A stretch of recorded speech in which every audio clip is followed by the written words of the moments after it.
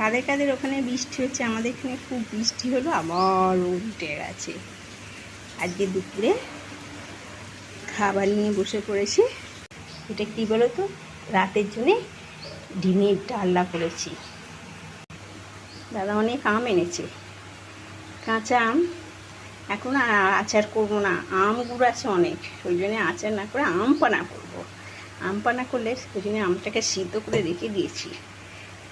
আগে খাওয়া দাওয়া সারি, তারপরে আম পানা করবো।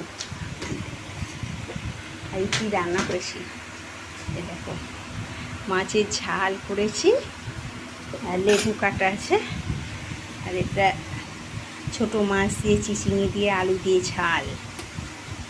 এটা হচ্ছে আলু ভাজা তরুলি পোস্ত দিয়ে ভেজেছি। আলুটা সিদ্ধ ছিল, ছেলের জন্য, ছেলে খাবে না তাই না, এটা সিদ্ধ আলুকে কেটে ঝাল করেছি। এটা টক আছে কালকের।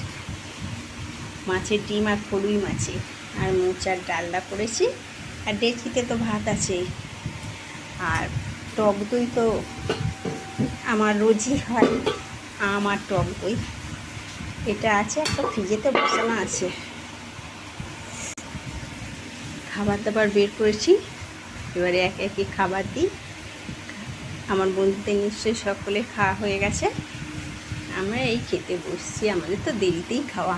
টাটা, আবার দেখা হবে।